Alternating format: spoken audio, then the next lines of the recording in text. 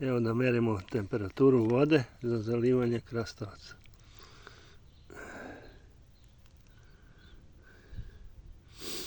Malo pre sam merio 36 stepeni, 35, tako nešto. Evo sad ćemo da vidimo. Za one što se ludiraju, što se prave pametni, da ne valja topla voda, pa evo da vam pokažem.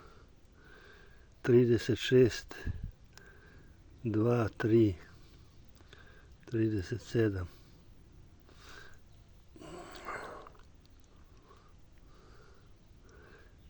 Je 6 sa 7.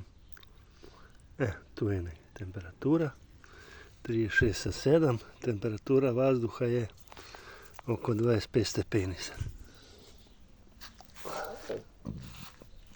Evo sad zalim krastavci.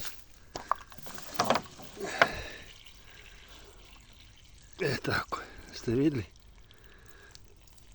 Ako ne laže koza, ne laže rog.